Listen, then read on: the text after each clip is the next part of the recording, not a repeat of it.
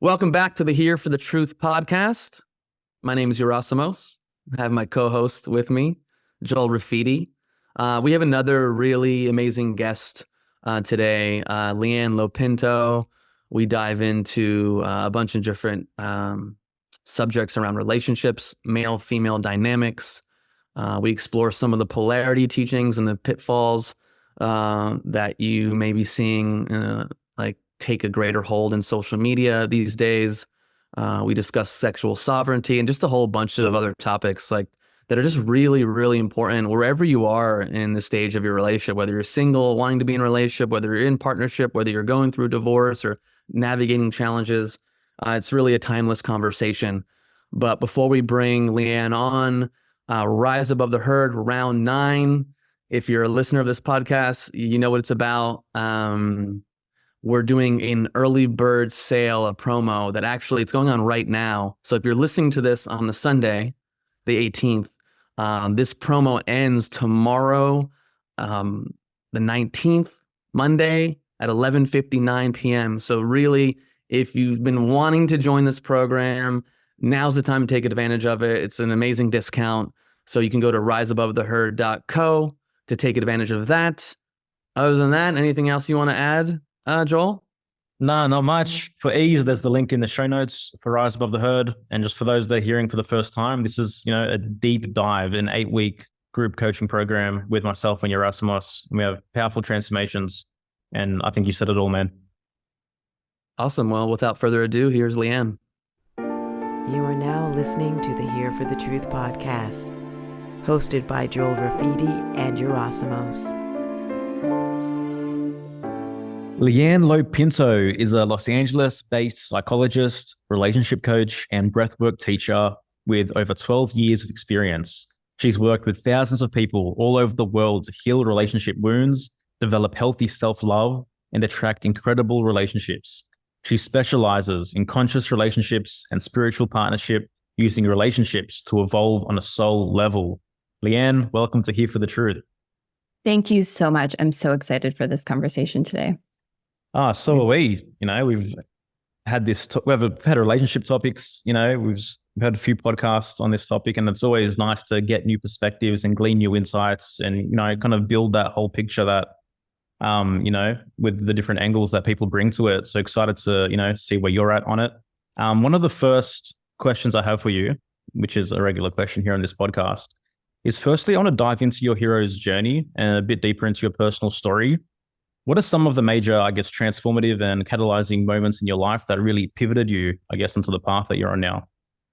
I love that you start with this because it's really just showing me that you understand, the alchemization of people going through suffering and pain in their life, and how you can really turn that into being of service in the world. And so that is 100%.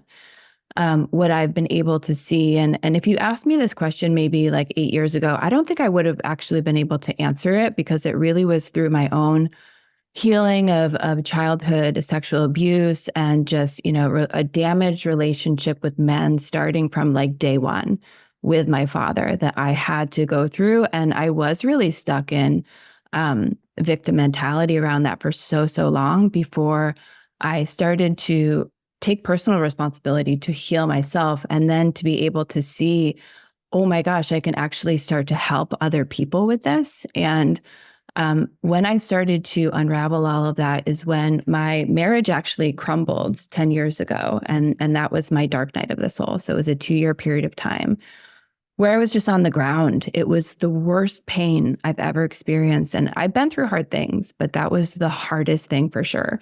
He and I met when I was 18. We were together almost 20 years, and we have a child together. It was awful.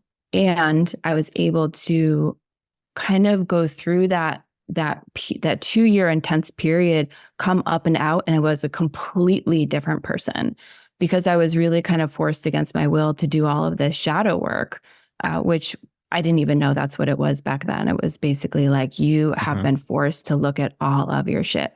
So it was a great blessing. I can say that now, but going through it, I thought I was the only person, all of that stuff. It was horrible. But, when I came up and out and I started to, I was running women's circles at the time, but I still had a lot of shame around the fact that my marriage didn't work out, that I, was going through a divorce, that I was now a single mother. Oh my God. It was like had so much shame around it. But I started to kind of test the waters in my women's circles by sort of like sharing little bits of my story. And then all of the women in the circle, like, they were able to relate to me, and they were able to be like, I totally know what you're talking about. So then I was able to see I wasn't the only person struggling with relationships. I honestly believed I'm the only person who doesn't know how to do relationships. But I realized pretty quickly that that's not true. And so then women started to actually come to me for support with relationships. And then I eventually decided to specialize in it. And so that's a little bit of my story. Thank you for asking that. Yeah. What were like some of the big insights that you had when you were in the dark night of the soul? Oh my gosh, so much. I think, some of the hardest pills for me to swallow, that my therapist, thank God at the time, helped me to see all of these things. Number one, I was blaming him for doing all of this stuff to me, right? He was treating me disrespectfully. He was not emotionally available, right? All this stuff. And so I was really good at pointing the finger at him. And I'm not saying that those things didn't actually happen. Like, if you video recorded our relationship, like, you would see it, I wasn't totally delusional. This stuff was happening. However, what she guided me to see was that all relationships are a co-creation of two people coming together, bringing all of your stuff. So it wasn't like I was just in this vacuum with stuff randomly happening to me. And so from that point, I was able to see that despite this behavior continuing for almost 20 years, I stayed with him. And so some people, they hear that we were together for that long and they're kind of like, wow, that's incredible. Like, it's this badge of honor. But like, for people who stay in relationships way too long, this is like a lot of the codependency programming too that we can get into. It's not always a good thing. And so there was very low levels of self-love and self-worth from my childhood wounding that I was carrying in, that was kind of sneaky, honestly. So that was the first thing. I also didn't have any boundaries. And I was kind of like one of those cool girls where I'm like, I don't need very much. I'm good. Right. And I used to kind of make fun of these women who, in my eyes, they had high standards in relationships, and therefore they were creating all these problems for men. What I know now is that they actually just had healthy boundaries. I'm not saying there's some women who don't go overboard. That's true. But like, I was just trying to be this, like, I don't want to rock the boat kind of person. Right. And so these were some of the big things that I had to own. And I also was really good at sweeping things under the rug, not speaking things that didn't feel good, just tying all into like not wanting to cause problems. And he also was very good at that too. So we were just not good at really having open, loving communication with each other. Those were some of the big ones. Yeah. Oh, yeah. Thank you for sharing. Yeah. There is so much shame around like divorce and separation. Right. And it feels like when someone's going through that, it's like a lot of the pain and like the burden that people may be experiencing is, what are others going to think? How am I going to be judged? How am I going to be perceived? Can you speak into that a bit? I absolutely think that that's still happening to this day, which is crazy. I mean, this was 10 years ago that all of this crumbled for me. And I think for me on a personal level, watching my parents go through a divorce, and it was really handled very poorly. Like, it was just not a good situation. Definitely wasn't approached in a conscious way. And it did cause damage for us as kids. And so I remember this one point in our marriage. This was before everything kind of, came to a head. I had tried so many times in our marriage to have hard conversations, of like really pointing to the fact that things weren't going well, right? So can we maybe read this book together? Can we maybe go to this workshop together? And so I did try, but he never took any of it seriously. So I remember like one of my last attempts at that, I just completely collapsed. And I just was like, I'm going to be in this forever. Like, this is going to be the rest of my life, because divorce was never an option for me. Because of that shame and the stigma, I was like, I am never doing that. I am never going to be a single mother, right? This is just not an option. And it actually took us a long time. We were in therapy together for 2 years. We went every single week as a couple. And then we also simultaneously did every single week our own individual sessions. So it was like the most intense period. And I think that shame that you speak about actually kept us together longer than we maybe would have if that wasn't there, in addition to having a child together and all of the fear around, are we going to ruin our son's life? Right. And so we actually, once we did come to the decision to part ways, we continued to work with our therapist to move into co-parenting in a really healthy way, to just kind of really cleanse and clear any last bits of, resentment or ill will towards each other, in addition to working with her to support our son through the process. And honestly, I'm just going to be straight. Like, yes, if people can stay together when they have a children, that's the best case scenario. But if it is something where both people are not happy and in the air, there's all of this stress and tension, and the child is not getting a model of a healthy relationship, then it is not good for the child ultimately. And so too many people stay in relationships where they think that they're doing it for the kids, but it's actually having a detrimental effect on them. So that's what I can say now, but I didn't know that then. Yeah. I was definitely curious your thoughts on that, because I again, it's up to each partnership and each individual to decide. But like, you think in the old days, people stay together, and a lot of times people stay together and they work through things and they build a bond, and they're not just like dropping the relationship at the first time there's any type of like drama or trouble, which I feel like in our culture today, or maybe the last couple decades, we're seeing more of that. There isn't that like desire to stick with something, to deal with challenges, to grow through the pain, to communicate. So again, it is that fine line, and only the partnership and the individuals involved with it can make that decision. But I just feel like people are so quick to just be like, all right, cool, like we're done.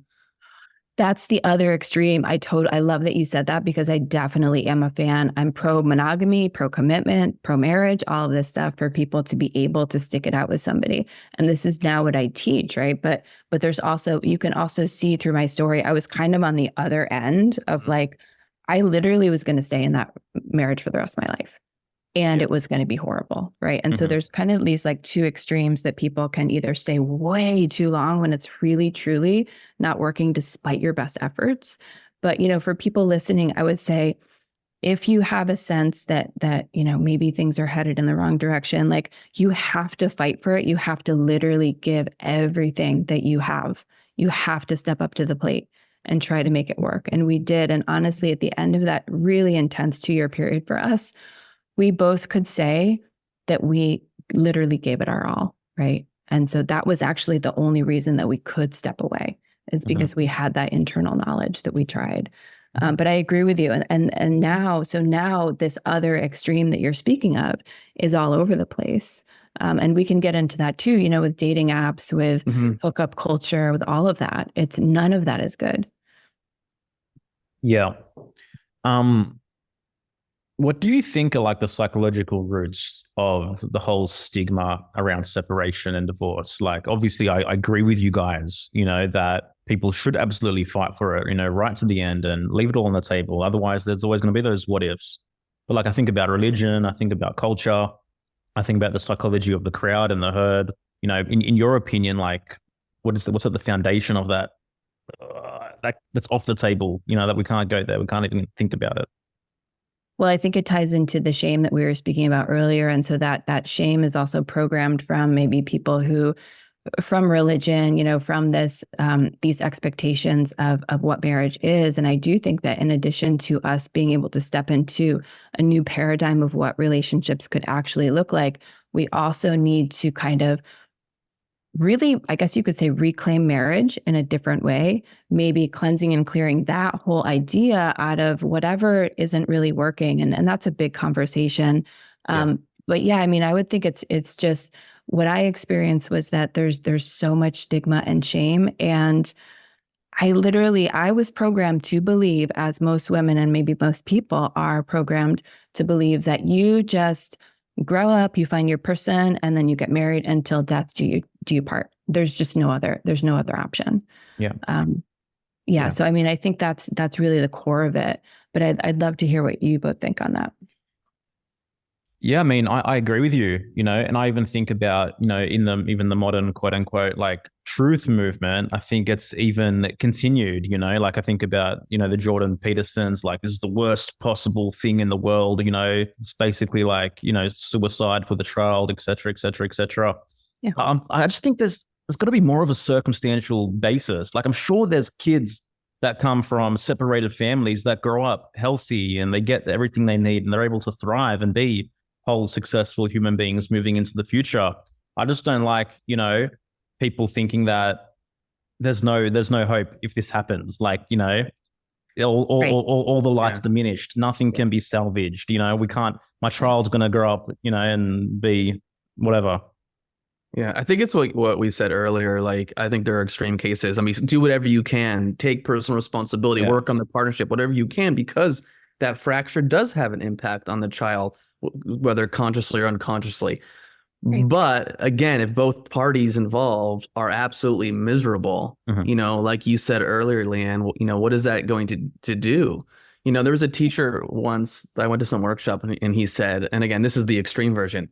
He said that like, if someone did what divorce does to your kid, you'd like be justified in like killing the person, and I'm like, hey, that's like hardcore, like I get it on one level, like if you're just going to be like, well, this is hard, I'm out, but like, have you exhausted everything possible to work on yourself? And this is the other thing I want to bring up to you as well, is that it's very easy for people to just point the finger and to want their partner to change. And it's like, well, what the fuck are you doing to change? Yeah. And very often, not all the time, but often, sometimes, yes, it takes two to tango, but sometimes if you change your behavior, you have no idea how that change is going to then impact the dynamic and your partner. So it's like, why not start with what you have control over, which is your own behavior, your own nature, your own psyche, your own shit. 100%. I totally agree. That was literally the greatest blessing that I got from that experience, was like, I have to take responsibility for all my stuff. Up to that point, I had never done any heavy lifting in therapy on my own childhood wounding, never touched my sexual abuse, right? Any of that until like my late 30s after all of that was done. So it's like, I think that we have to really start to take responsibility for this much earlier. And so, yes, I agree. Best case scenario, if you have a child, then stay with that person if you can. Do everything that you can. I'll say that a million times. I often have gone back and really asked like myself, what could Chris and I have done earlier, right? What could we have done earlier? We ended up going to couples therapy at literally the final hour, which happens all of the time. This is why I say to people, like, please do not see this as something that is you solving like a fire drill. This is not good for couples. All of the stigma around couples therapy should be that really, ideally, in a perfect world, from the very beginning, you're getting support to help that relationship, because God knows right now, nobody knows how to do relationships. So please, if you are invested in this relationship, you will get support from day one with it. And so there's so much that I can say going back. However, there's, when it's at that final hour, oftentimes the reality is that you can't save it.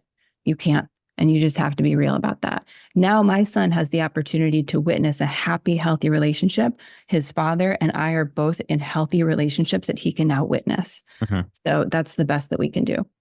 Yeah, I think it needs to shift to being seen as something that can, fill the cup even more while there's still water in the glass. As opposed to something to try salvage in the last minute when you're dealing with the dregs. Right. Yeah. This is probably a question that every relationship coach or, gets, but what makes a successful relationship? Oh my gosh, such a good question. I mean, I think for me, I think about taking responsibility starts with understanding basic relationship psychology. I kind of have this model where it's like, there's so much available to us in the realm of relationships, like we're just scratching the surface. The potential is so vast, right? You can move into conscious relationships. You can move into even spiritual partnerships where this can be a path of enlightenment, right? And individuation. However, you have to start with a strong and solid base of basic relationship skills. So learning about basic relationship psychology is so key this is actually Laura Matsu and her husband, Bernhard Gunther, and I, we teach together. I'm a guest teacher for them. And we're all on the same page with this. You have to understand attachment style. That's one that is so popular right now, but I do agree it's really, really valuable to understand what your current attachment style is and to make moving towards secure attachment really your North Star in relationships. That's a huge foundation of healthy relationships, I would say. In addition to really, this whole deficit of internal self-love and self-worth is absolutely something that everybody has to tackle. Otherwise, you're going to go into relationships seeking externally to fill that void inside of you, right? This is codependency programming. So that's really important to understand and just reclaim that so that you're not over-relying on other people to fill that for you, right? Understanding just basic boundaries, right, is huge. Understanding how to have open, honest, and loving communication. Some people are good about speaking their truth, but they don't speak it in a way that it's coming from love. That creates problems. The other end is like that they just stay silent because they don't want to rock the boat. And then along with the communication, just learning how to get through conflict in a healthy way. I would say those are the basic ones. Yeah, I agree with that. And I was going to say something that I think you kind of just touched on in the end is like repair, how important repair is, because like we're human. We have many parts of us. We have many aspects to us. Shit's going to happen. A wound is going to get triggered. We're going to say the thing, our partner may say the thing to us or do the act or the behavior. And it's like, then we're in our little worlds and things are happening. And we're just like, okay, I got to step away and process. And we're probably going through that place of wanting to blame the other person. But if we can like point the finger towards us and go, well, what role did I play in this? And take responsibility for it. And then how do the partners come together and communicate that and take responsibility, whether it's like, hey, listen, I was an insensitive dick. Like I shouldn't have said that to you. I'm sorry I hurt your feelings or whatever the case may be. And it's like that repair that can happen, I think really tightens and strengthens the bond because you're like, okay, wow, we just went through this thing. And depending on the wound, the childhood wounding a person's gone through, like sometimes a person may have gone through something where if they like raise their voice or their partner raised their voice, that means they were like, they're going to leave them and they can't be together anymore. And it creates so much pain. But like when you're able to like go, hey, listen, I'm not leaving you. We just had a disagreement. We had an argument. Like we can work through this. Like, again, that bond just gets more solidified and there's more trust moving forward that you can get through things. But when you push things under the rug, when you don't assert yourself, when you don't speak your mind, your truth, and that truth may come out a little ugly at times, it's like, this is the work. This is the work on the individual level. When you're like, oh, if you're someone who hasn't been expressing yourself, like, well, when you first start expressing yourself, it may not come out super consciously where you're like standing in between opposites and like communicating, listen, I have something I need to tell you. It may come out like with a charge, with a extra push behind it. But what do you do afterwards? How does the partnership like come together? How do they communicate? How does each person involved take responsibility? Because like you said before, more often than not, it takes two to tango, and both partners are creating this dynamic that are playing into it. Yeah. I think like what you're striking at is actually something that's really fundamental, which is we don't see relationship as work, Yes. We enter a relationship thinking, it's just going to be, kumbaya, we're just going to fit perfectly together. But this is meant to be a vessel of work. This requires effort. This is going to cause you to exert yourself consciously. It's going to cause you to mentally sweat. If you really want to use relationship as the alchemical body for evolution, then it requires effort. But again, this is the aversion to responsibility that we're dealing with. And I would love for you to comment on this. And we get fed the fantasy. Yeah. We get fed 100%. The fantasy in the media. Like, I just met you. Oh my God, we're going to fall in love. And then that's it. Like rarely are movies showing you this process and everything that we're talking about right here. Oh, none of them do. I love that you say that. None of them do. This is part of the codependency programming that I believe is intentionally being blasted at us, right? Not just as a result of trauma, but also from music, media, television, movies. All of this stuff is programming us. So I just recorded a video teaching on codependency that everyone should watch. It's very comprehensive. I have it on YouTube right now for free. Just email me or look in my link in bio and Instagram. But it really covers the codependency program, this idea of this fantasy partner, and then you end up putting them on a pedestal and all this stuff, and then they're really just human. So eventually they're going to fall off the pedestal, for those of us that do this to people, or project all of these fantasies onto our partner when actually they're just a human being like all of us, right?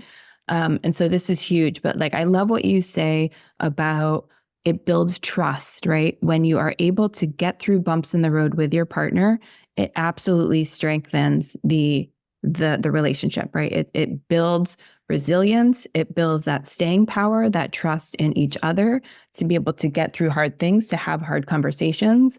And yeah, as one of those people that was so afraid to speak my truth and so afraid to rock the boat, when I started to, it was totally awkward, right? Like I just felt super awkward doing it. But the only reason that I had the fuel and the motivation to do that is because I saw that the other way will completely collapse a relationship. So it's crazy because we think that, oh, we're going to just sweep this under the rug because we have fear that if we face it, it's going to make everything collapse. But it's actually the opposite. If you keep sweeping things under the rug, that energy doesn't go anywhere. It doesn't go anywhere. It leads to resentment. It leads to all this stuff in the air that's lingering that creates barriers between you two.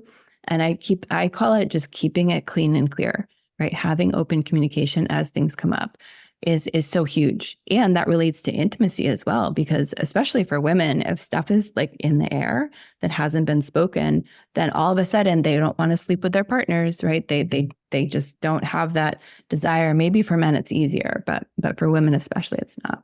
Mm-hmm. Now a short break from the episode.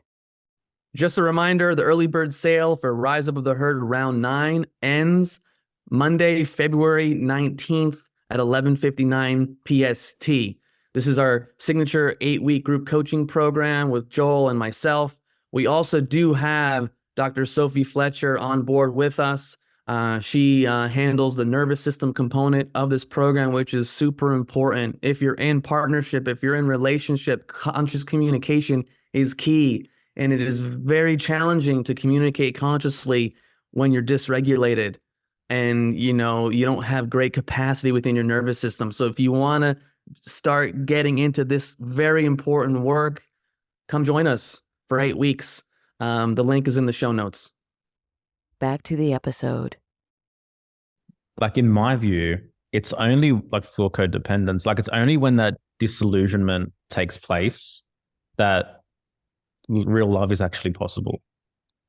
I love that. Can you say more about that? Well, because that's when the work is required. That's when, because to me, like love is an act. Love is something which requires effort. It's not something that, just is. It's a movement. And so, putting yourself in the position to do the work of loving an individual and moving towards love, that's only possible in the disillusionment phase. Like that's when the relationship really begins. Yeah, absolutely. Well, the honeymoon period isn't love.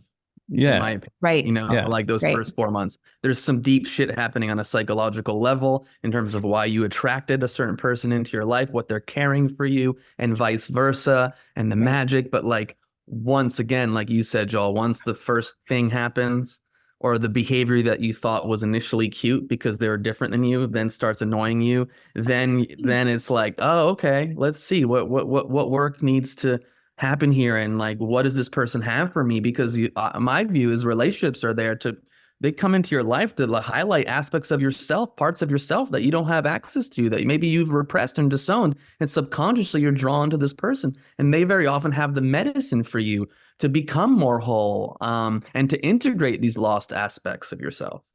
That's it. So now here's where we get into conscious relationships and practicing them consciously. And I think we're primed and ready right now to step into this way of relating, which is 100% true. But you'll see that, a lot of times what we talk about is like, you either have a growth mentality with relationships or you have a fixed mentality, right? If you want a comfy relationship where nothing is going to come up, you can probably find a partner like that who's not going to challenge you, right? And both people are just going to like keep really quiet and like keep the peace, right? That relationship, some people, that's fine, right? You can have that. And that's the kind of relationship that the masses are pretty much all involved in. Like that's the inauthentic path, and they've chosen that. Exactly. And it's not going to have the friction that you need to be able to create massive growth and evolution. And so you do have to have not only a basic understanding of relationship psychology, but you have to have the wherewithal to be able to stay with someone through the fire sometimes, to be able to get through bumps in the road. This is huge. Yeah. Yeah. Because okay. I love M. Scott Peck, the psychologist. He wrote the book Road Less Traveled. He defines love as, being basically, I'm going to fumble the definition, but being vested in the spiritual development of another person, right? And so he says that like the in love or the honeymoon phase or the incredibly magnetic period, like that's not love, like he doesn't really believe in love at first sight as per se, because he says that initial incredible like magnetization or whatever it might be, it's always driven by like a procreation urge, right? Yeah. And he thinks that's kind of what flavors and textures that. And to him, that's separate, from the work of what love actually is. Yes. And it just ties to what Yerasimos said about, you said something about how you're magnetically attracted to like trauma bonds, right? Like all the unconscious stuff, it's like a magnet, right? So yeah, I love that definition because, I think, in the codependency programming video, I do encourage people to be very wary of that thing when you are very magnetically pulled to somebody and there's all of the fireworks. So many of us know that, right? And yeah, it's not always a good thing. You have to kind of be wary of that and take it slow with somebody to get to actually know them over time. You said something else with that quote that it'll come to me. But yeah. I think Oh yeah. This is one piece I just wanted to add. So the honeymoon phase, I think, is when you actually are at a higher level of consciousness, right? Maybe you've done the work over time. Your eyes are open to kind of what we're talking about, like relationships are mirrors. They're going to bring up all your stuff. This is not a bad thing. It's actually a good thing. When you start to understand some of this, the honeymoon phase is a phase for people who are in consensus reality, who are not aware of this. What I found is that the honeymoon phase actually tends to go away with the two people who are coming together initially, who are aware of some of this stuff. They don't fall prey to the honeymoon phase because they're awake and aware of what's going on. So I have a colleague, Michael Bates, who's great. We did a wonderful podcast episode on the current state of love, sex, and relationships. But he and his partner teach something called the reverse honeymoon, where if two people who are conscious come together and they know all of this, at the very beginning, all your stuff's going to come up, right? And you're going to work through it. And so it's almost this reverse honeymoon period of intensity at the beginning while you do that cleanup work and that healing. And then you come up and out of that into something that's that feels a little bit less charged, if that makes sense. Yeah. And just for those listening, like, I don't want to freak people out and think, oh, my relationship started this way. That means it's, not real love or whatever it might be. Like, that's not the case at all. And that's not what I'm trying to say. Many relationships start this way. Right. Yeah. So at any point you can actually do this work to be like, whoa, okay. It really depends on like where you're at with all of this. Yeah, there's no one specific formula and every relationship has to go like this and follow this chronology. Like, you're dealing with two individuals and each individual is a universe unto themselves. And then you get into partnership with another person. Like what's capable, what's there, what's driving behavior, again, I think having the desire as an individual, the intention to go, I want to work on myself. I want to work on myself. I want to be curious about who I am, why I have the behaviors that I have, where they come from, what wounding do I have, and then if you find another partner that's in the same boat, a lot of times that I think just adds a lot of value to your life. And I think that's what conscious relating is. It's not roses and fucking butterflies 24/7. I love that you said that, man. Sorry, Leigh-Anne. I feel like we're moving into this.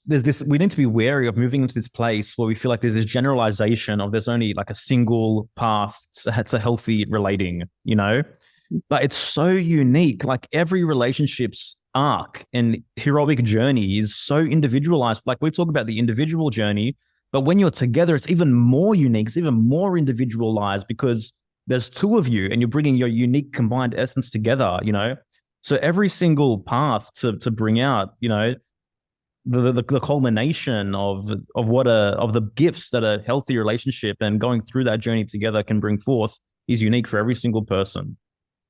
Absolutely true. And I do think that part of the programming too, with this becoming available to us, this new paradigm, right, that I teach, that I talk about, it's like people do have this romantic fantasy about, oh, conscious relationships are just like so whatever, right? And they're just like, oh, we're just meditating and like no one ever gets angry. It's like, no, they're actually the complete opposite, because you're actually working with all the stuff that comes up very consciously. That's hugely different. And I'll say that some people are not going to always be ready for this. You have to build a certain amount of tolerance to be able to, number one, face your stuff, take personal responsibility, take ownership for your stuff, right? That's key.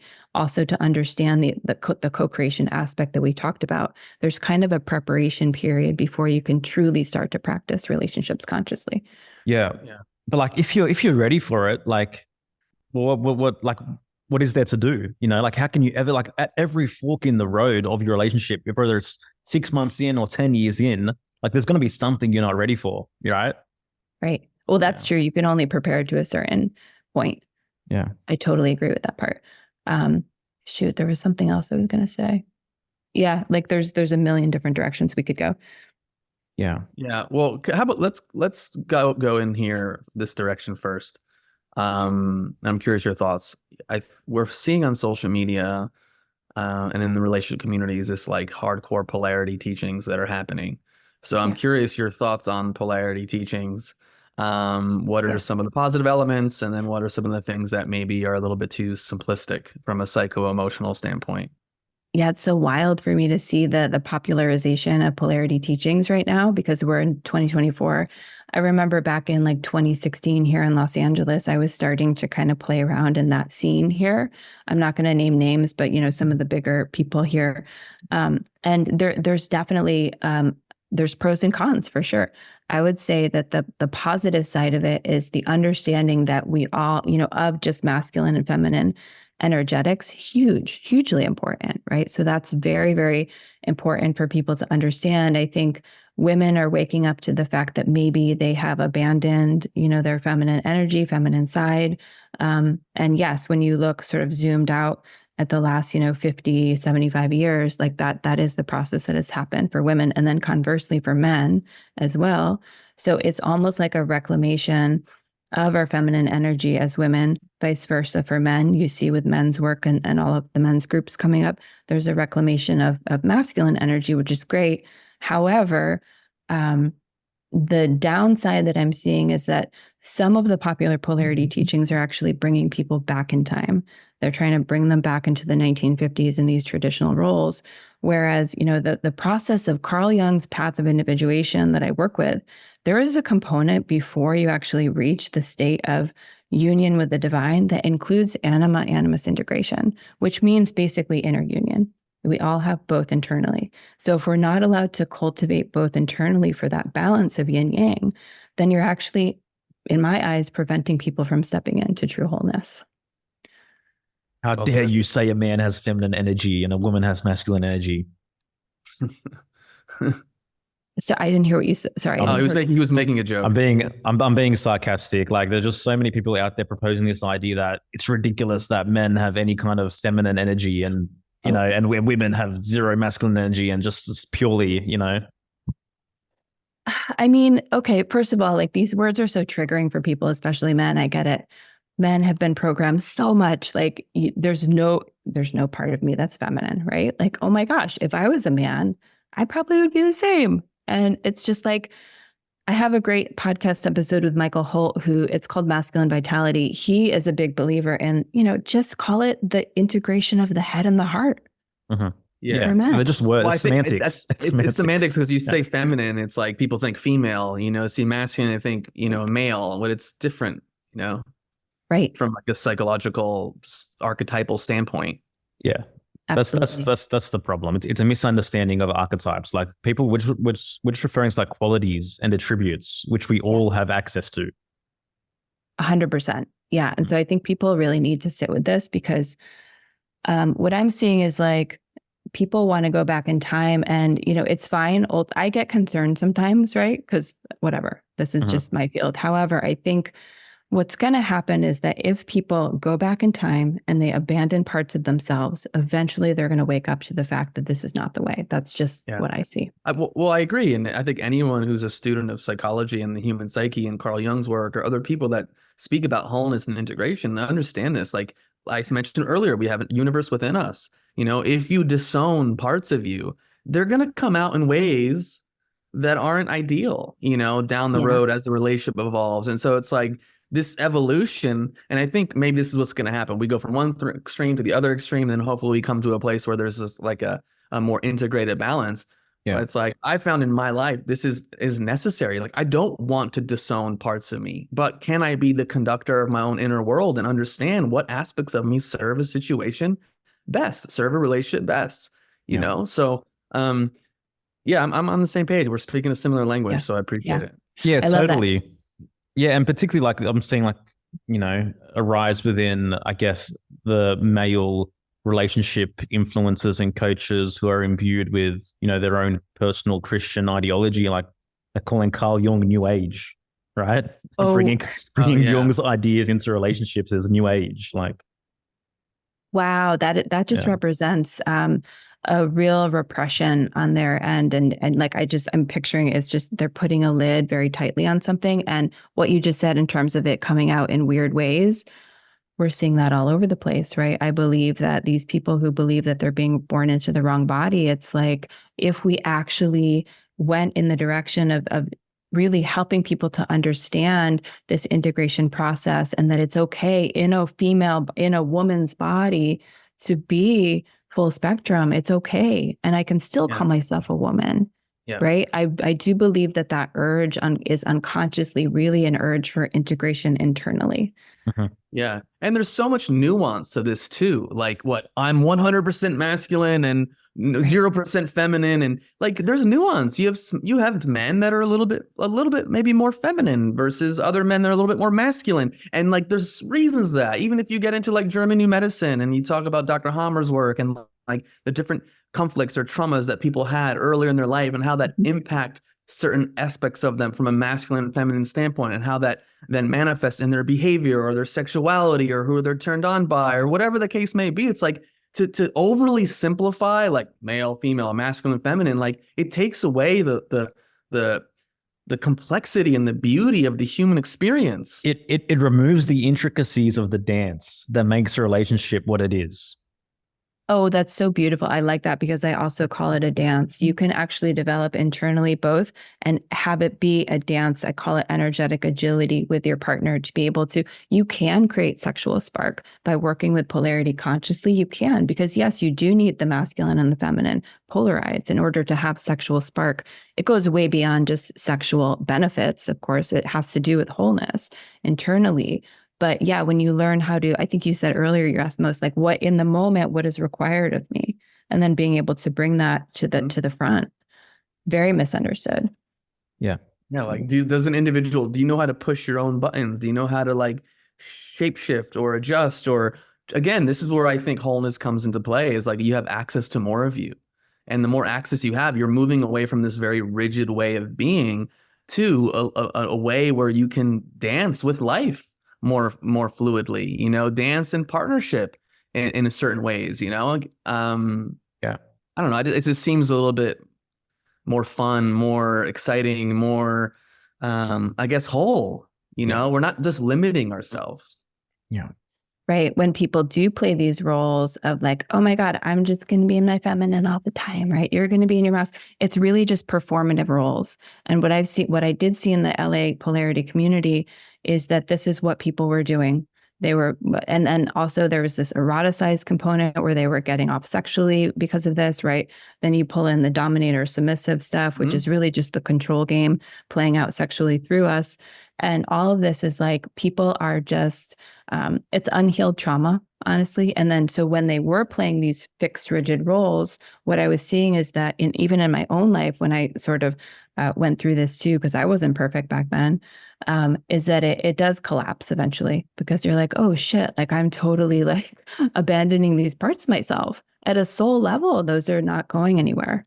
Yeah, and this doesn't say that you can't explore these dominant submissive roles and play around and have fun even sexually. It's just if you're just pigeonholed into this is who I am. This is it. This little cluster of parts is how I'm going to behave 24/7. It's quite limiting. Absolutely limiting. Yeah. And so like we can speak to this too, but like some people actually have to kind of go down that road and, to experience it themselves.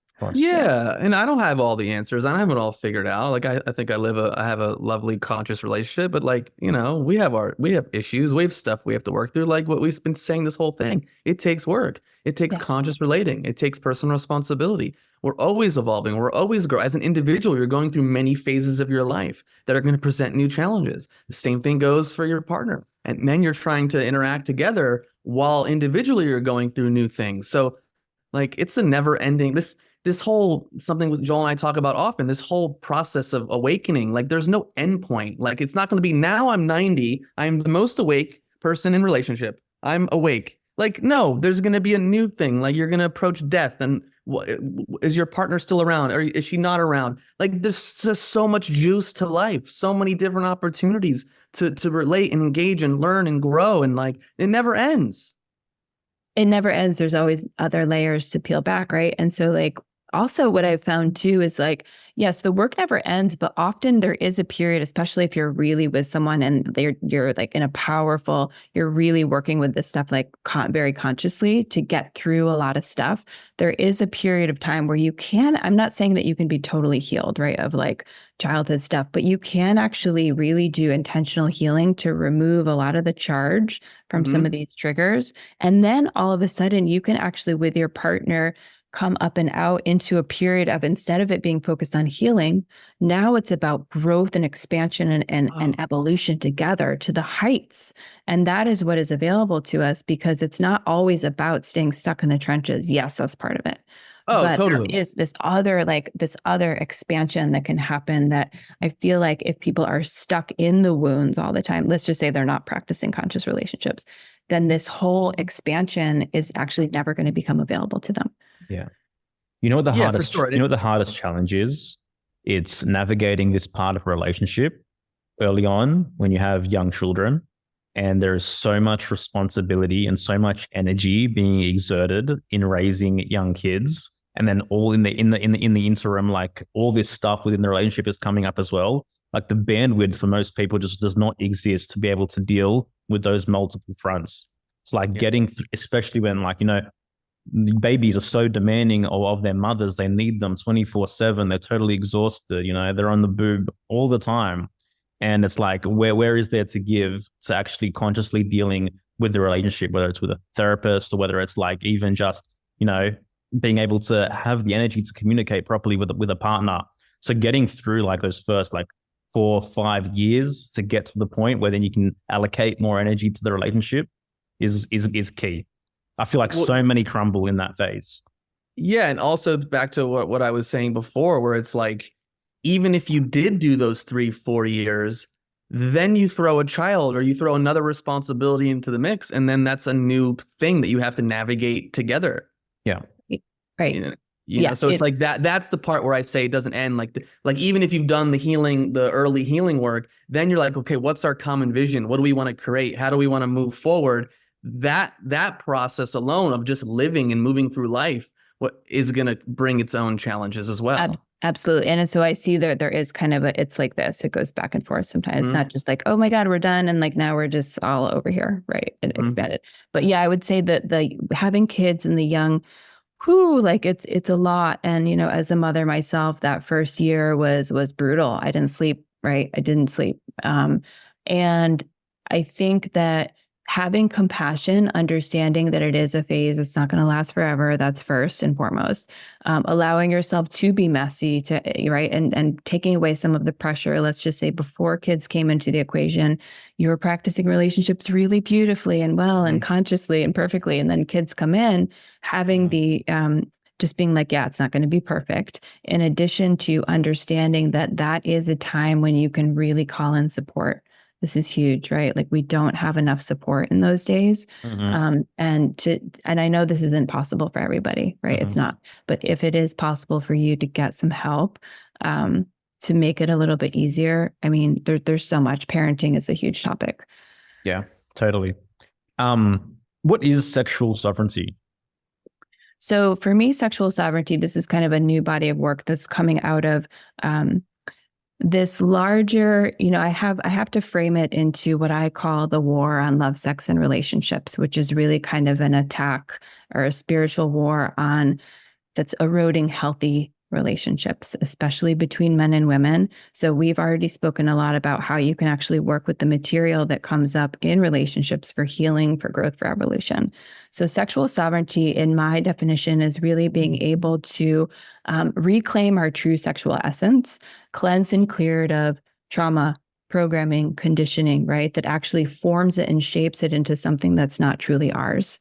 So that's the definition. So there's so much here to go into, but I feel like we're being purposely programmed in a different direction, and especially sexual energy, the easiest energy to hijack, and it is being hijacked right now.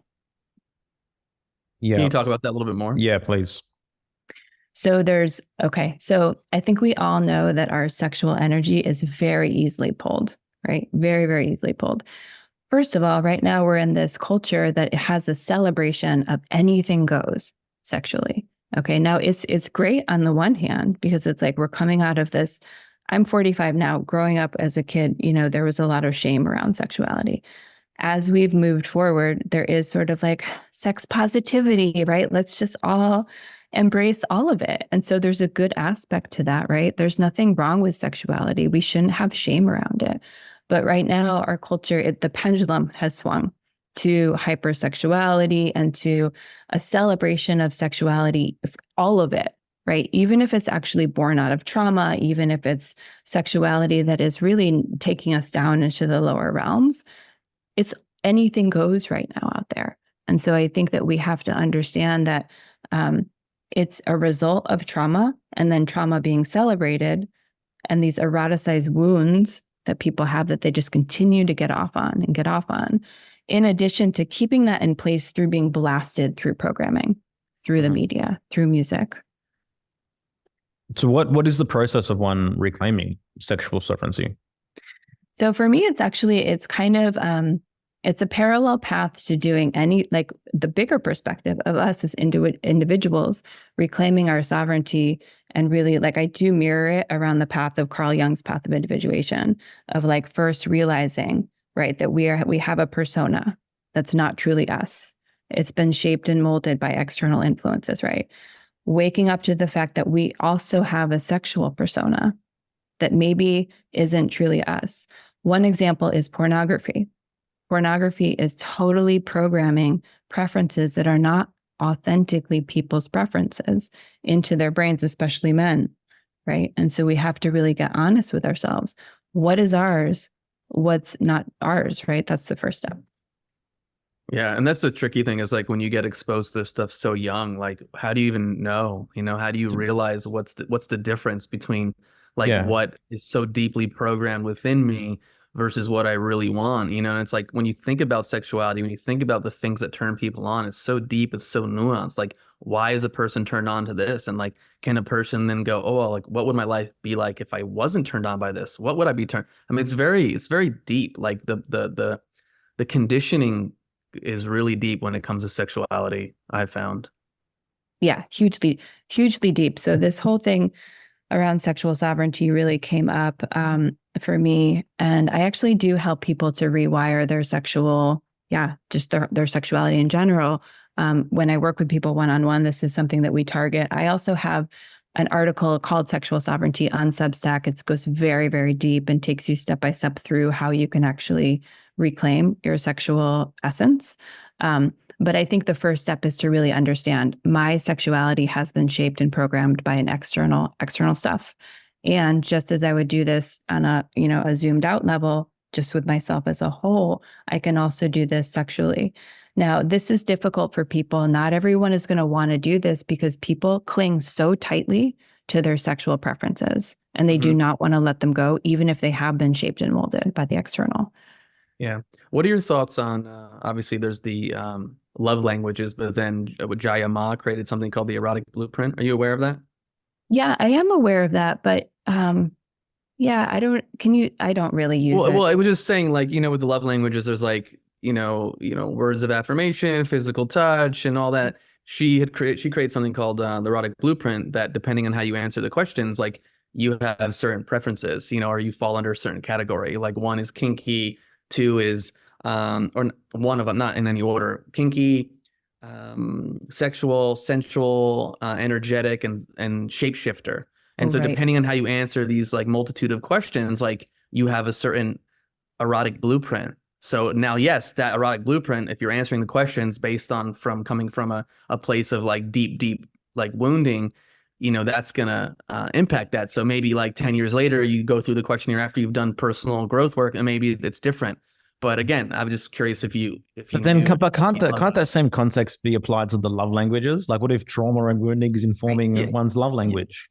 Well, yeah. I mean, if like physical touch for some people, if it wasn't safe, and if let's say you were abused, maybe physical touch doesn't feel safe in your body, and so that may be low on the love language. But then, as you work through stuff and did work on to heal your nervous system, etc., then maybe you're like, oh, I want to be in contact, and that might move up the list. So, anyways, that was. Yeah. No, I mean, the thing I'll just say is that, yeah, you're absolutely right. It's just a reflection of where you're at now. If you haven't done the deprogramming work, it's just going to be a reflection of where you are currently. It could be helpful for some people, right? I mean, there is a multi-stage approach here. Like if someone has not done any sexual healing work, then you do have to go through a stage a lot of times of sexual exploration, sometimes completely throwing off the reins, right? If you grew up in an environment where you were told sex is bad, wrong, dirty, whatever it is, then yeah, like that's part of the healing, is to go through that. But most people get to a point where they actually realize that they kind of come home to self after, I'm sure you know what I'm talking about, you guys. And like you realize you want something a little bit deeper, a little bit more mature with somebody that's not just based on sexual urges. Well, yeah, and even you see it in the polyamorous communities, like you have conversations with people who are hardcore in it, and then like they come out of it, not everyone, and they're just like, yeah, I'm actually for monogamy now. This is what I want in my life. Now, again, this isn't this isn't for everyone, but I'm just saying that relates to your point that like maybe you have this experience and you go full and you get full towards the other side of the spectrum, then you come back and you go, this is actually something that's more valuable to me. Yeah. And there's so much programming there around, like, isn't it just wild how polyamory right now is like becoming norm and like open relationships? There's like, trust me, in my younger years, I was very, very progressive, open-minded, and liberal. And like, so I'm not coming from like a place of being at all closed-minded about some of this stuff, but it's just, there's something about a lot of these things that are happening where you have to question whether this is truly organic. And I would say that absolutely, if you're into the higher levels of practicing conscious relationship or even divine union or spiritual partnership, that is only able to be done in a monogamous container. And so the open relationship trend is a lot of times, yeah, it's coming from people who have some wounding, some trauma, or they witness that maybe their mom and dad, went through a horrible marriage, got divorced, and so they're abandoning monogamy completely. But I do see that most people are using it, or if they're in a monogamous relationship and they open it, right? Usually it doesn't end well. There are a small percentage of people, maybe you can say, that are wired for multiple partners, but it's a much smaller percentage than we actually see right now. Yeah. And I also don't want to discount, like, I know people that have been in that world who like have learned so much about themselves through conscious relating, conscious communication, because a lot of new shit, like whether you're polyamorous or you're monogamous, like you're going to deal with challenges, you're going to deal with issues, you're going to have to navigate them. They just may look a little differently in some way. Yeah. What I don't like is how it's being sold as this like spiritually advanced, like, path where you're like, we're just like above everyone because we don't have any attachment. And it's like, for me, that's bullshit. Well, this, again, you mentioned something earlier, like it's a spiritual bypass of relationship. You don't really deal with the shit. You can just go after the new exciting thing, the new relationship energy, whatever. And again, it's not always this way. But when you really have to be in it with someone and deal with it and not just go, well, I'm going to go hang out with my Thursday partner because I don't want to deal with this shit on Wednesday. Yep. You know, Yep. like, yeah, people just have to really get honest with themselves. I'm not saying it's not possible. It doesn't work for some people, but I do believe it's a much smaller percentage than we're being kind of told. Yeah, I think it's very appealing to circles that tend towards disassociation. Yep. Yeah, you just nailed it. And bypassing all of that stuff. Like we all spoke about earlier, it takes a certain amount of grit and resilience and being able to stick it out with somebody to go through the long haul with them. Yeah. So many people, especially with the dating apps, on to the next, right? Next person, next person, next person. It's just like this endless cycle for people. Again, like it just harkens back to like the problem is like education. Like we're not educated about, what is required in a real authentic relationship, what to expect. No one informed us. Like we're only getting to that point now where we have the opportunity to be able to teach our children and educate them and inform them in a grounded and authentic way. But the moment we enter relationships and conflict arises, then all of a sudden it's like we're projecting that something's wrong, something's amiss, as opposed to no, this is just guiding me deeper. Right. Yeah. And just to kind of get back to the sexual sovereignty and the process of reclaiming your authentic sexuality, like number one, I think the reason why we are being led astray is that sexuality is very easy to hijack that energy and create addictions to keep us very, very, very distracted and in the lower realm. So that's first of all. Second of all, sexuality is a portal to communion with God and the divine. And so when you can actually start to work with it on the higher levels like that, it is a tool that you can use for true divine union, which is union with God, right? And so the possibilities there are, pretty profound. And so there's always reasons why these paths are being blocked and actually directed into the opposite realms, right? Yeah. And so another quick thing that you can do is first recognize that programming is real and that we're being sort of pulled in the wrong direction. Second of all, get really intentional with your sexuality, right? You can start to really think about how your sexuality shaped, developed over the years, really work deeply on any sexual trauma that you have with a professional, and to be able to really start to kind of pull apart, like what is mine and really what is not mine. If it's coming from trauma, I would say that start there, because I do see that a lot of people are just spinning out celebrating their sexual trauma right now. Sexuality and, sexual relating as a path to union with God. Can you speak more into what that looks like in practice and experience? Yeah. So let's actually just start from a level that's really accessible to people. Okay. So because there's different levels and layers to this. I think we all know the base level of sexual relating, which is just coming from the genitals, right? A sexual pull to somebody, having sexual relations from that level it's purely animalistic, physical level stuff, right? Is it wrong or bad? Whatever. I mean, some people do it. It's fine. However, that's not a path to the higher levels. If you can just actually combine that lower level sexual energy with the heart, with somebody where you actually have an emotional connection, that in and of itself is starting to go on the path. Okay. I hope that part makes sense. And so just on that level alone, where you're combining the heart level, deep healing is available to you there, because now you start to have care and concern and empathy for the person that you're relating with. This is another thing where pornography is very much taking us into only the sexual realms. There's a vast land available to you beyond that, right? And so when you actually see this person as an object, there is not the potential for healing on an emotional level. When you start to combine it with the heart level, sometimes when you actually exchange sexual energy with another person, deep healing can happen. Deep trauma healing can happen. Tears can come when you're actually having sex with your partner, because there's a lot of that happening. And so it's beautiful. You can also, when you have a mental, intellectual connection with somebody, that can deepen the connection as well. And then also the spiritual connection with a partner, not only where you feel maybe that, this person and you are meant to be on a higher level, right? There's maybe a soul connection there. But then during sexuality, when you actually merge together energetically, it is a portal to the divine. Because speaking about that wholeness that we spoke about earlier, when you merge with another person energetically, it really does, it connects you to the all. if that makes sense. There's some women out there, and maybe men, this idea of being fucked to God is real, because you actually all of a sudden you're connected to this energy of ecstasy, which gives you an embodied taste of, our potential as humans is far, far more vast than we actually realize. So, and then you can get into really the study of sacred sexuality, maybe working with Tantra and other things to really bring it up, right? Bring it up into the more spiritual realms versus being pulled down.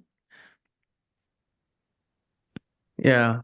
Resonates. Like, I'm wondering, like, how, like, people say being fucked to God, like, how does one differentiate, like, pure ecstasy from, like, just a sensation level versus this ethereal, like, divine union God? Like, what do you even mean? Like, those words are so, like, what do you even mean by divine and God? Like, those words get Right. thrown around very often. So I just want to kind of keep pulling on this thread, and if you can go into that some more. I love it. And this is actually why, like, I don't think it's a prerequisite for you to already have a spiritual practice and a connection to God right before you start to practice this. However, like, it can... Real quickly, what's God to you? Because you're saying it. So what is God? So, I mean, for me, it's really a connection to the all, right? This higher power, this, the divine is something where, it is the everything that's for me, right? And so I don't think that God is a man or a woman. I don't think it's gender. I think it's actually everything. It's probably both, you could say. I have a spiritual practice in the morning where I kind of lay on the earth with my belly down and I connect to the Divine Mother and just give thanks and energy to her. And also really it's an energy exchange where I then pull that energy up into me. Then I flip over, face the sun, and I actually give thanks to the Divine Masculine, right? And so for me, it's both. However, God is everything. And it's the higher power, right? What about for you? I know I interrupted. Why I interrupted you? Just so I wanted to get clarity on that, because that word, again, it holds so many different things for different people. Yeah, So. no, I think you have to reclaim it on your terms too. It's our birthright to really develop a relationship with something higher that actually can inform and drive our lives, right? And to really, if there is religious programming or trauma that makes that word charged for you, if you're triggered by it, then I would say there's an invitation for you to actually reclaim it on your own terms. Cool. Yeah, I think maybe what Yerasimos is hinting at with this line of conversation and questioning is like, what's on the other side of the experience with the divine? Like, it's like, we talk about it, and it's like, how can I best put this? Like, for example, like in New Age conversations and New Age circles, I feel like sometimes, we talk about 5D and the astral and all the rest of it. Like, it gives people this like intangible, unrealistic thing to be striving for. It's like, what happens to me once I have that connection? What happens to me once that, takes place, or once I achieve that thing or do that thing? But I hear you. Like, I love the word God. I resonate with the word God. I use the word God myself. But yeah, do you know where I'm getting at with that, anyone? Or am I just... Well, I also thank you for sharing that. And I just wanted to kind of expand it because I didn't finish what I was saying before about how do you know that you have a connection to God, right? Like, I think for everyone it's different, but for me, like when you are in that space with another person where it is so connected and intimate, right? And you, the fact is that although we are striving for wholeness, we aren't completely whole, right? And so when you are with your lover, your person, it is emerging, right? And so then that the true experience of wholeness can be felt in that moment. And so, for me, it really is almost like getting you into an altered state where you can have these transcendent experiences. You can actually have these experiences of connecting with the oneness that can be pretty profound. And there's not really words to describe it, but that is different than just a feeling of like pleasure, like ecstasy on like a physical level. Yeah, no, I get it. I understand. Yeah. And so why would you want to do this though? Like for me, this is part of not just understanding how to clear intimacy blocks and really heal sexual trauma, which can be done in this exchange, but it also gives you a taste of your divinity, if that makes sense. Because I think we all know that we're being programmed to be much, much smaller than we actually are. And so when you can experience you as a part of this greater whole, It's pretty profound. I know some people aren't going to love this, but Bringers of the Dawn is one of the books that I really like that's channeled. I don't like all the channeled material, but they do have good chapters and descriptions there on how you can actually use sexuality for exactly what we're speaking about on your spiritual path. Mm-hmm. Is that Marciniak? Yeah.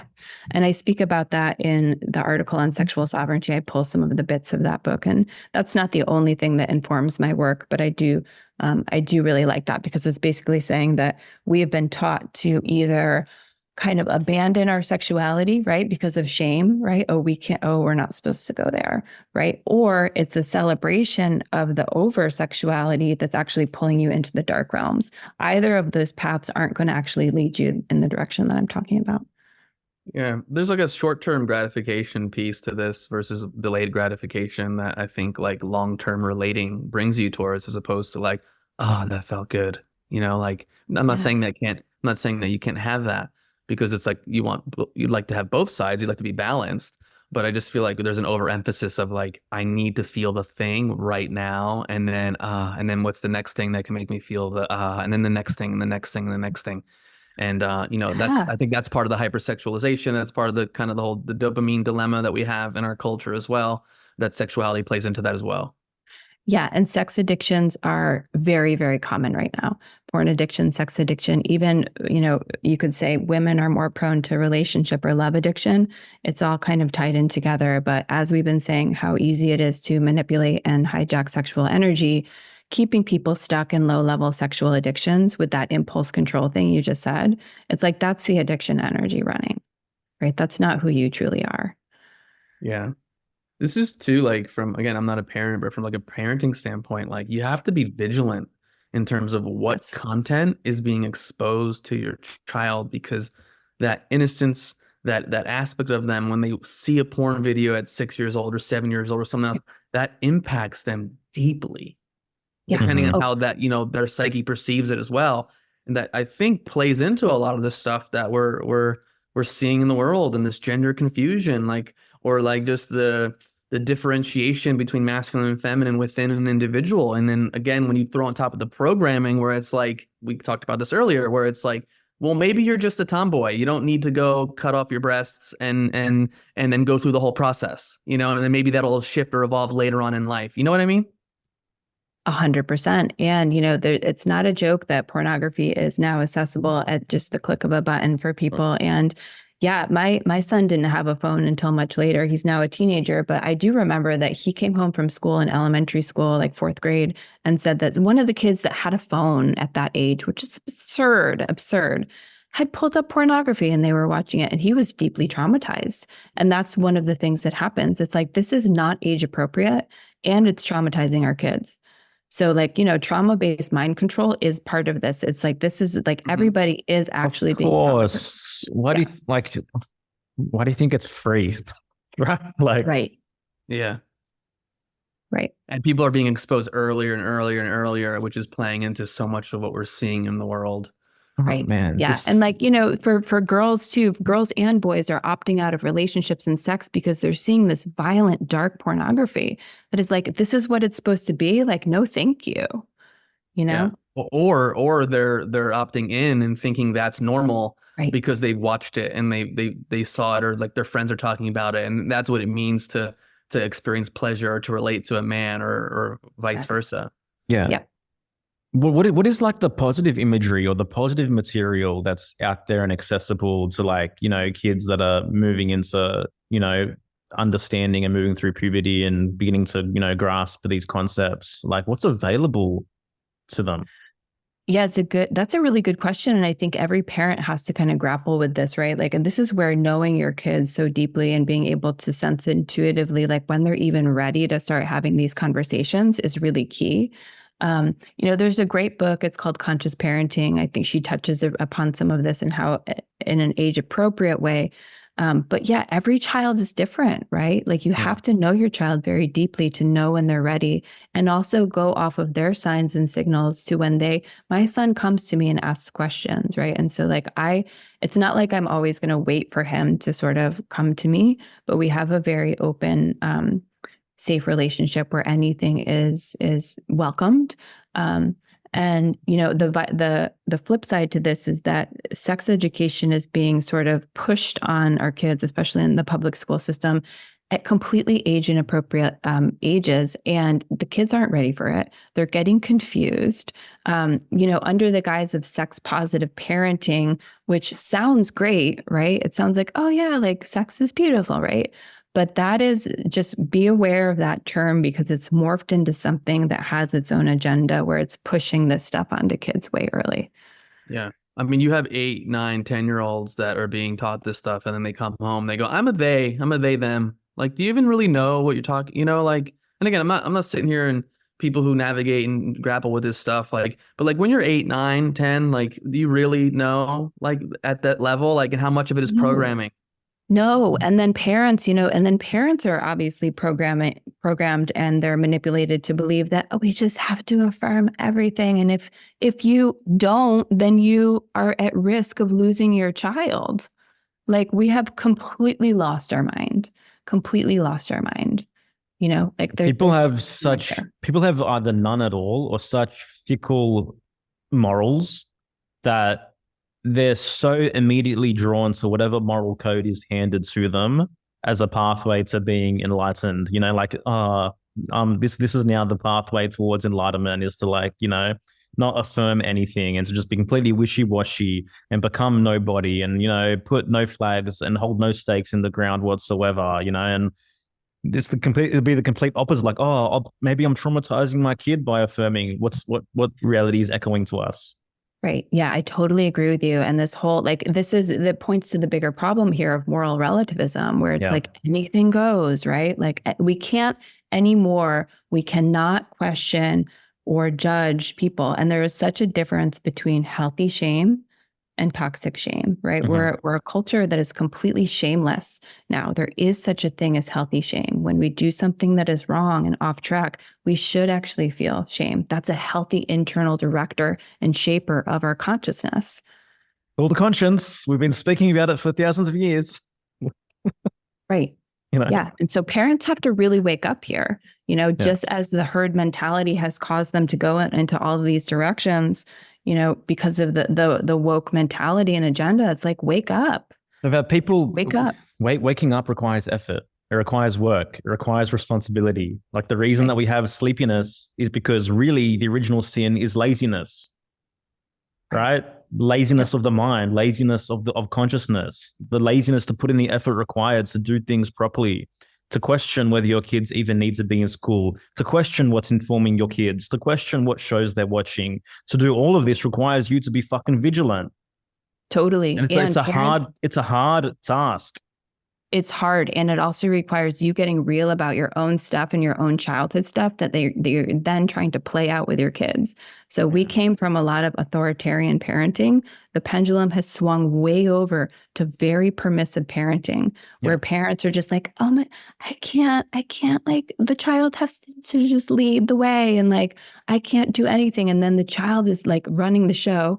They don't have any sense of their parents being in charge, right? There is a middle way with parenting. Permissive parenting is a big problem right now. There's too many feral kids running around, there needs to be a little bit of a balance. Bring them in line, Yerasimos. There's a middle way. There is a middle way for sure. There is a middle way, and it's called moving towards, like we've just been discussing, like psychological wholeness, like being able to properly relate to your kids, like have a conversation with them, take the time to explain things to them in their terms. Build a relationship where they're happy and open to come to you, to ask questions, and where they can actually have trust in your own personal judgment as well. Sorry, baby, I don't want you watching that show. I've got this feeling it's not good for you, and they're okay with that. But that takes effort to develop that kind of relationship. And modeling healthy boundaries too, by setting them and honoring them as well. Absolutely. That right there is one of the hardest things for parents. and it's causing all sorts of bad outcomes for kids. It really is. Well, I think again at the individual level, if you haven't done the work, if you're dealing with so much wounding, and then it's like you can't deal with even someone not liking you, you're like, well, I don't want my kid to not like me. Right. Like I want my kid to think I'm the best and the coolest, and I let them do whatever they want. And it's like, well, that's not the role of a parent. Yeah. In fact, at both ends of the spectrum, the authoritarian and then the permissive, you could say it's child abuse at both ends. If you let your kid run around and be in charge of the whole show without having any boundaries, I'm sorry, but that is really, really not appropriate. No. Yeah, I agree. As someone who's an observer, not someone who's actually, involved in the art of parenting. Yeah. And like, it's just kudos and massive shout out to every parent in 2024 who's putting in the work to do this consciously, right? Because it is a big load to carry. This is not work for the masses. They're not engaging or partaking in this. My hat goes off to every single person who's doing their best on all fronts. Have a healthy relationship, raise your kids consciously, walk your own authentic path and move towards your own individuation process. This juggling act, it's a lot. Yeah, it is a lot. And having compassion for yourself too. Yeah. What's perfection? There isn't perfection. Especially you watch podcasts, you read books, you do this. You're like, oh, I'm not doing it right. I'm doing it wrong. And they said this on that podcast and I'm not doing that. And it's like, just take in the information, do what you can, and have compassion for yourself. Nothing is going to work out pre-planned like you expect it to because you read a book and you said, well, now I'm going to have kids and I'm going to raise my kids in this way. And this is exactly how it's going to be. It's probably not going to turn out exactly how you're planning it. So do you have the space within yourself, within your nervous system to navigate these things when they come up and to have compassion for yourself? Yeah. Absolutely. There's no perfect parenting. I know that for sure. And this is where the repair comes in that we spoke about earlier, right? I've went to my son so many times and I've had to say, I'm sorry, right? And repair with him. And we have a great relationship. Sometimes we do butt heads. That's just the nature of our relationship. And, so the repair work is key. So yeah, everyone's human, right? Just do your best. I think it's important for all of us to get in touch with your values and what your ideal is, right? We all need something to shoot for while simultaneously being able to understand that we are human. We're going to stumble and fall along the way. It's okay. Yeah, that's right. We need something to aim at, but it doesn't mean that we have to achieve it to the exact degree that we wish, but we need to orient against something, so there has to be an ideal, there has to be a vision, there has to be something that we're shooting towards. And ultimately that's what's going to drive us towards our own personal growth, towards shaking off the debris, and being able to integrate and become more whole. This is the whole process of life. It's a journey, it's a verb, it's ongoing. But I think a key problem is you're right, just the passivity, not having a goal, not having a target, just aimless, just being leaves in the wind on all fronts in life. Very dangerous, especially in this day and age when there are people that are happy, horses that are happy to kind of take advantage. You just kind of get blown with the wind of the current zeitgeist, of what the environment, what society is saying is the way to be, as opposed to really, again, knowing who you are, knowing what you value, having convictions and standing by that. Mm-hmm. Yeah. Whether as a parent or in relationship. Right. Yeah. Yeah. But you need self-esteem for that. You need to do the work. You need to heal the wounds, and that's a process. We talk about all the time on this show.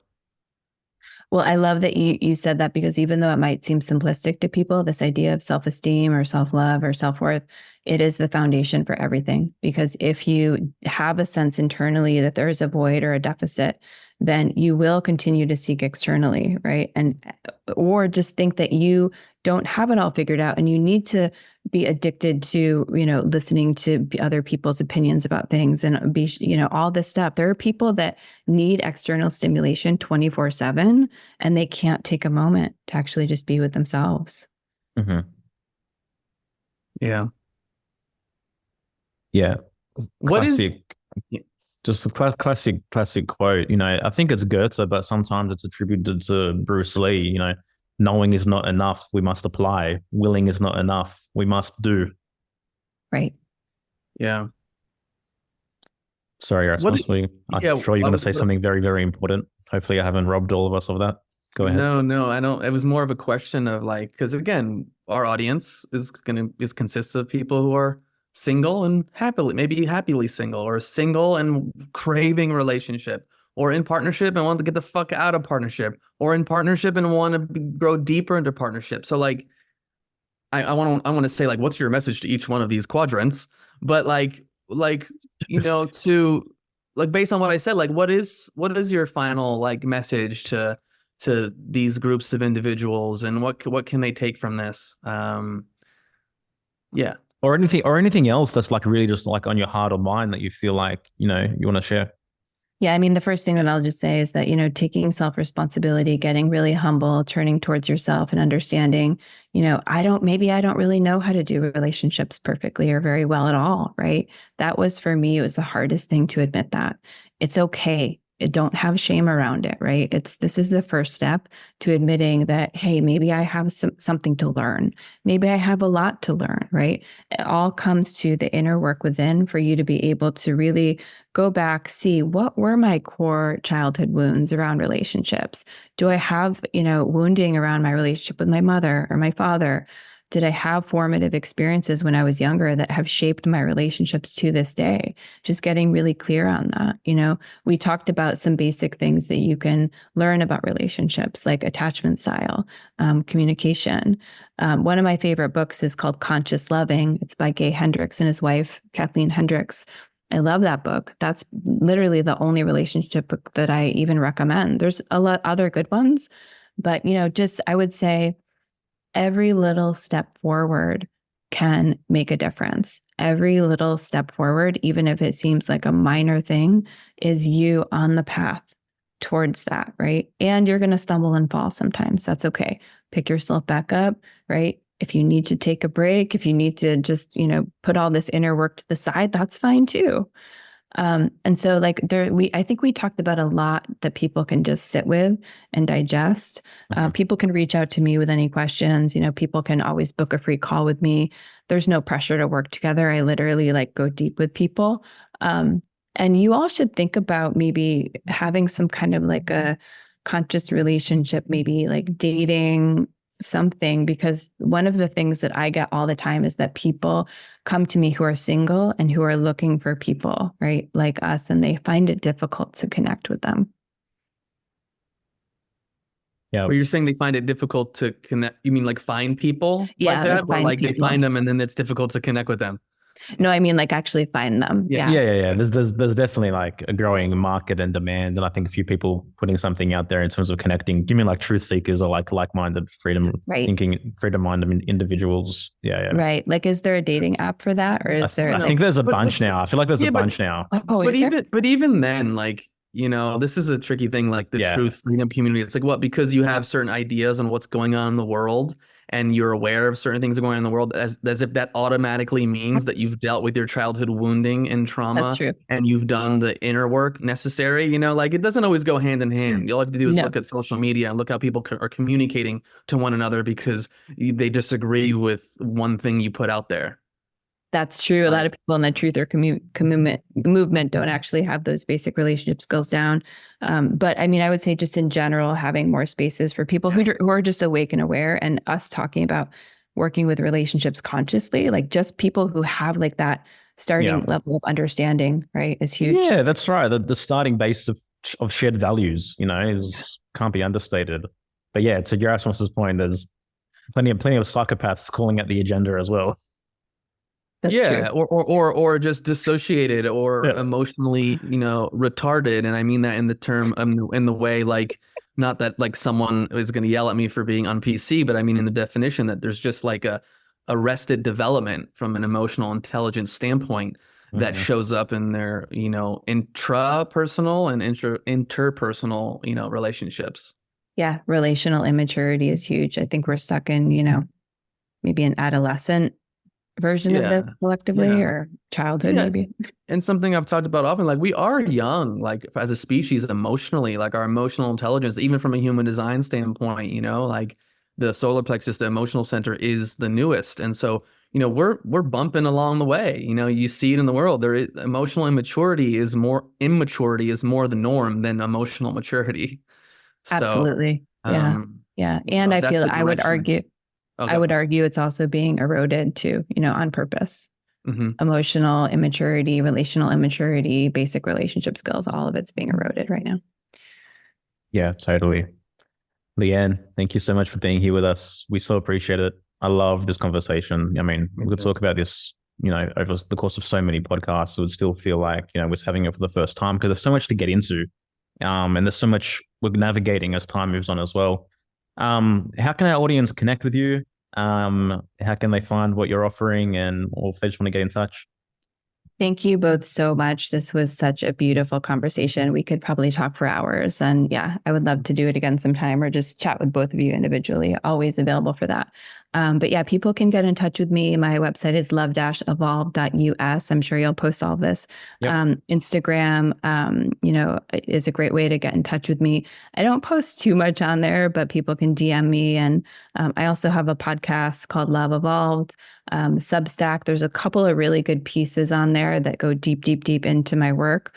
So just reach out, even if you just have questions about relationships or if internally, I have some maybe work to do, then just reach out, book a free 30-minute call with me and we can go deep together. Awesome. All right, guys, thanks for being here. Stay tuned for the wrap up. Take care. What did you think of that episode, bro? What did I think of the episode? That was great. Well, it's great to connect with Leigh-Anne. Great to dive into these categories, these topics, like on multiple fronts.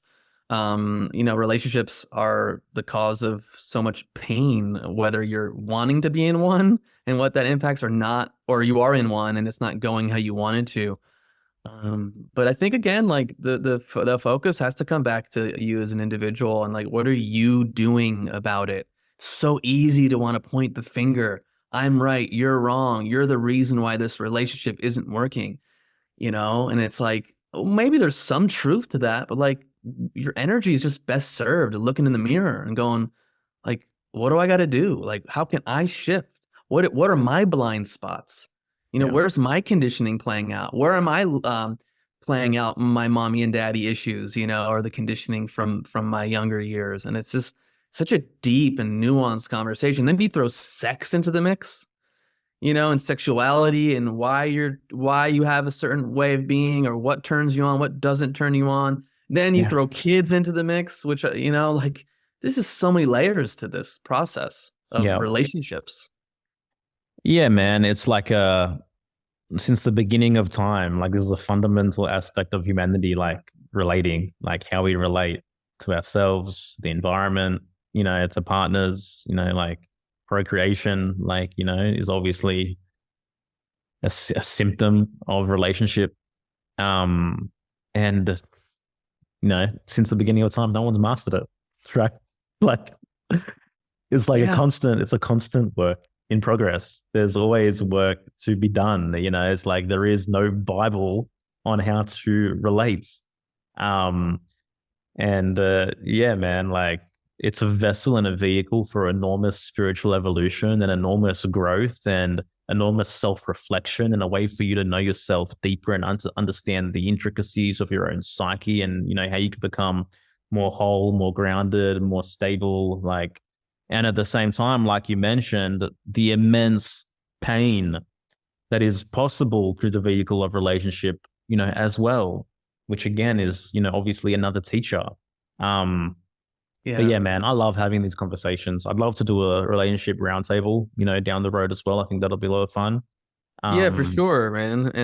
And I also want to highlight this. We didn't talk about this in the episode, but like there's so much projection that happens with social media where like people are sharing pictures of them and their partners and it's like we have the perfect relationship and this is how it is always. And it's like, man, like this is not the case. Like everyone that I know is going through something. Like sure, some relationships might be more harmonious and more conscious than others, but it's like we're all in it, man. Yeah. We're all doing it. Some things might flow better than others and other things are like, fuck. And so it's like check yourself before you look at someone and you go, oh my God, they have it.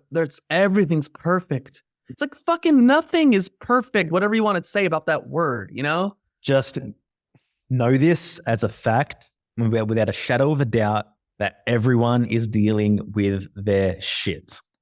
Everyone, regardless of what's projected through social media, through whatever it might be, everyone is navigating this. And, you know, like on an individual level, each person in the partnership's navigating their shit. Then you throw the two shits together and have the relationship. That's a big shit, right? It's big shit. Big shit. But and of course, there's lovely, beautiful, amazing things to it. But it's just like we have to like cut this projection field where we just assume all these people are in the perfect relationships and it's amazing and they figure it out. And like, wait, I'm single. I don't have it figured out. Like, I need what they're having. What do you say? Right. Yeah, I need what they're having. But like this happens. There's this like this vice versa projection that happens all the time, that often too. You know. So yeah. Anyways, man, it's a trip. I love having the conversations. We're in process. We're navigating these things. We're having these conversations. Like, also, how can you bring the lightness too? This shit can be so fucking heavy, but how can you kind of like have like some compassion and also a sense of humor and make lighter things too? Like, there needs to be that quality to it also. Yeah. In my opinion. Go smoke a joint with your partner every now and then. Bro, I can't believe you just said that. Okay. I don't fully 100% agree with him, but you know, maybe you decide. Experiment. All right. Yeah. Love you guys. Thanks for listening. No, shut the fuck up here, Yerasimos. No, you hit a good point there. Like the openness to explore and to experiment and to try new things, you know? But it takes, again, self-esteem. It takes like knowing yourself. It takes like taking a risk too in partnership. You know, by saying a thing, by speaking something that's on your mind. Again, going back to the things we said in this episode. Yeah. Like, if you don't like how things are, then you got to try something different. Yeah. Are you done? All right, everyone. Peace. Smoking mirrors, I'm seeing through the illusion. Waking up in a time, they think you're in a delusion. Somebody set the alarms, cause they be too busy snoozing. I'm in a DeLorean. Fast forward in evolution.